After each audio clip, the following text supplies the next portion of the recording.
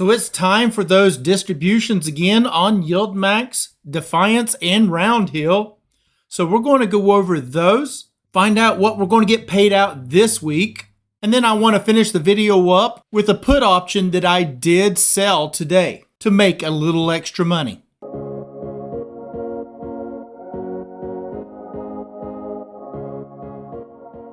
Hello my friends, this is Legend. So today we're going to take a look at the YieldMax ETFs that did pay out, that announced their distributions this week for Group 1 and Group 2. And then we're going to take a look at an option that I did sell today to make a little extra premium. So if you appreciate this type of content, it'd be much appreciated if you would hit that like button, as it does help the channel out. So let's just go ahead and jump right in and let's find out what those distributions are going to pay out this week so that we can get to the exciting stuff of the option that I sold today.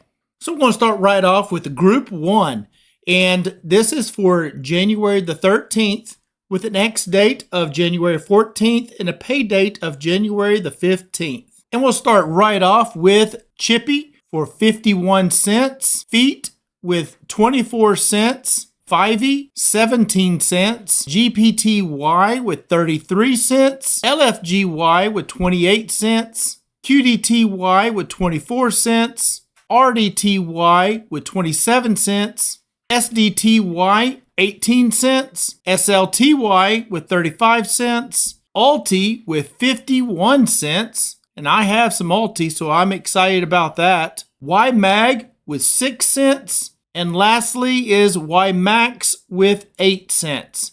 And I have YieldMax as well.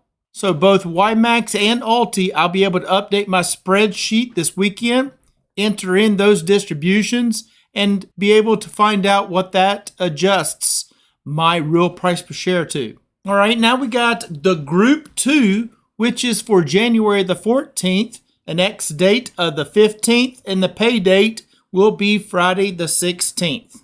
And we'll start right off with ABNY for 28 cents, AIYY 18 cents, AMD for 32 cents, AMZ with 9 cents, Aptly 4 cents, Babo 8 cents, BRKC 12 cents, Coney with 39 cents, CRCO 34 cents, Crash 24 cents, CVNY 31 cents, Dips 36 cents, DISO for 5 cents, Dre with 17 cents, FBY 5 cents, FIAT 24 cents, GDXY 12 cents, GMEY with 33 cents, GUI for 9 cents, HIYY 24 cents, got Hui with 55 cents, nice, JPMO 7 cents, Maro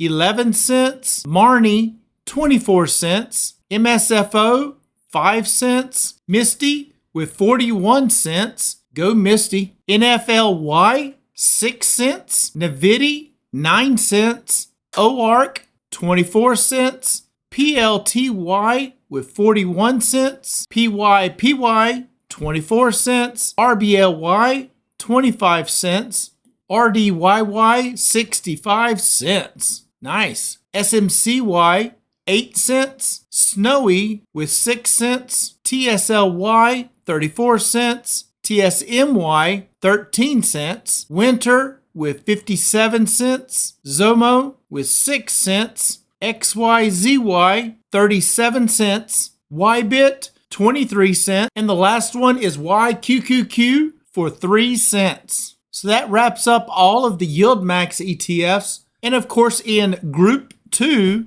I have SMCY, PLTY, Navidi, Misty, Hui, Coney, and the last one I have is AMD. So with those, I'll be able to update my spreadsheet, and that will help to lower that real price per share. And I'll do that this weekend. And I'll also update any purchases that I have made, as I did make some purchases on SMCY. And speaking of purchases on the SMCY, I purchased yesterday and today. And the reason being If you zoom in here on this stock chart, you can see that yesterday we were at the bottom of that Bollinger Band, and that RSI2 was under 10. And today we actually are still at the bottom of that Bollinger Band, and the RSI2 is still under 10. So I actually purchased on both days, which will help to lower my real price per share. And then we earn a distribution, so that's just a little bit extra to help bring it down. Now let's talk about the option that I did sell today. And that was a put option that I sold. And what did I use? Well, that would be SPY. And as you can see here, we're looking at the day chart. We had a pullback today on SPY. Yesterday, we closed at 693.77. And today, we actually opened at 691, and we got as low as 686.04. So let's go over to the 5-minute chart and let's see what my boundaries were that I drew in and why I decided to sell that put. All right, so we're looking at that 5-minute chart on SPY, and how I draw my boundaries is I look at the day before, and I'm going to draw that upper portion at the highest point of yesterday's trading. And as you can see, it's right there. I mark that as the upper portion there. And as you can see, that's the top that it went to. And the lower portion, this being during the trading day. But if we come over here to the after hours and the pre-market, you can see we actually did dip down to this point here, which is about 690.30. So our boundaries of the upper side is about 696.09 and the lower is 690.30. Now, when it opened today or this morning, it actually was close to that bottom. And what did it actually do? It actually ended up breaking below the bottom. So when it did, I went ahead and I had an alarm set at about that 690 right there. And then I went ahead and I threw on another one at about 689. Because at first it was trying to dip down, but then it kept going back up. So I was not sure if it was actually going to go down today or if it was just going to shoot right on back up and start testing the high side, right? But it actually did drop and it started dipping down. And when it did, I went ahead and I sold a 687 put. And I put that order out there and I put a premium amount of about $100. And lo and behold, it dropped down, triggered it, and then it filled that order. So I had a sold put out there for a strike of 687. I earned that $100 for opening that put. And what did it do? It started shooting right back up and actually went back up above that low point. But it didn't stay there long before it fell right back on down. Now mine filled about right here. And I let my Discord members know that I did jump in and I was in a put where I sold that put at 687. And it looks like it gave you another opportunity just shortly after. And it actually came down even further. It dropped down into the 686 range. So therefore, this 687 put was probably worth a bit more, but I was already in it and I had my $100 and I was good. And I actually was hoping that it was going to close under that 687 so that I could get assigned those shares in hopes that tomorrow or Friday that we can get an update and I can sell that call, earn some more premium, and get price appreciation as long as I sell it above what I paid for it, and that's the 687. So when it was around this 686.13, as you can see, it dropped as low as that. I thought, oh boy, I'm going to get signed those shares. I'll get those 100 shares and be able to sell that call hopefully tomorrow. So as it was teasing around with me there, it started moving back up. And it did. It just moved right on back up and it closed at 690. So I did not get those shares assigned to me. I was hoping to get them, but it just did not work out. So I still got the $100 for selling that put.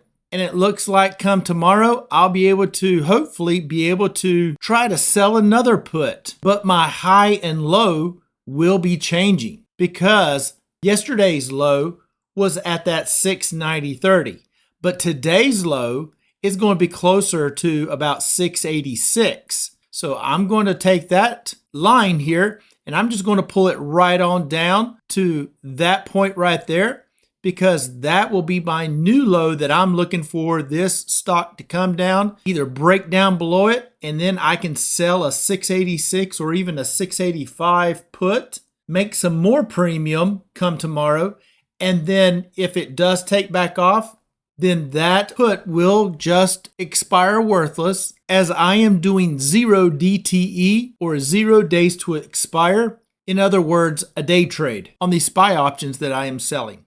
But I would love to be able to get those shares at this new low, and then hopefully it can pop right back up to around 690, 694, close at that, right, with a call at around 685. Man, that would be some very nice price appreciation for the day. But since we don't know what the market's going to do, all I can do is I draw my lines, and if the market gives it to me, I'm going to take it, but I'm not going to force it to happen. If it does not come down to this 686, then I'll just have to wait for another day, because after tomorrow, this line will be adjusted. And if this is the new low, then I'll move that line right back up to around 688 area. And that will then be my new low point that I'm looking to sell that put at. But I'm hoping that we get a little bit of a down day tomorrow, closes below whatever my put strike is, if I'm able to sell a put tomorrow. But of course, if I am, I'd love to get those shares and then sell a call and have this one here kick on up and pay me some nice price appreciation, along with earning some premium along the way. And in case if you haven't seen yet, this is my stock tracking sheet that I was talking about that I'll be updating this weekend with those distributions along with the purchases that I did make. Now, I made a couple purchases on SMCY, so that's going to lower that real price per share right here. And as you can see, another reason I did buy is because it is red. And since it was at the bottom of the Bollinger Band and the RSI 2 was under 10, that triggered that buy for me on SMCY. Now, Ulti and Coney are both still on the upper half of that Bollinger Band, so I did not purchase any shares of these. But I did get some more of SMCY, so I'll be able to update that. That's going to increase my share count, and it's going to lower that real price per share. And the whole purpose of that is so that when the market price right here in this orange cell of 781, once that starts moving back up and I've lowered my real price per share, then we can flip this from red over to green. And that would be a wonderful move, because as you can see, the only ones I'm down on are the red ones here. And that's Coney, Ulti, and SMCY. And if we scroll all the way over, you can see the rest of them are all green. I am positive in all of them except those three, meaning that if I were to sell out of those shares, I will make money. And my total gain as of today is $18,958. Not too shabby at all. Now, I've got a little black cell right here as I am working on another little feature that I'm just kind of hiding at the moment, but I just wanted to give you a heads up. I am working on another little feature that could possibly help, or at least give us an idea of the best number of shares to purchase at a buy price to basically give you the most bang for your buck. But I'm still playing around with that one, and I hope to have at least something put together for this weekend to maybe kind of show you this weekend. Now, this one here probably won't come out for a little while, but it is something else that I hope can help us out. Now, of course, none of this is financial advice, and my spreadsheets are just for fun. It is not a financial document or anything like that. My spreadsheets are really just for fun and entertainment. It just helps to give you an idea of where you currently stand in your positions, and that tracks each and every one that you do have. As you fill out those individual sheets, it updates this summary page so that you can quickly see where you set for each one. And if you'd like to get a copy of this spreadsheet, come on over, join the Discord where you can get your link to this spreadsheet so that you can make a copy and then track your own ETFs so that you can know for sure what your real price per share or your adjusted price per share is for each one of the ones that you do have. So I think I'm going to wrap it up right there. If you don't mind, hit that subscribe button and smash the like button. It would be much appreciated. And as always, I am not a financial advisor. This is not financial advice. Please do your own due diligence before you get into any stock plays. And until next time, Legend out.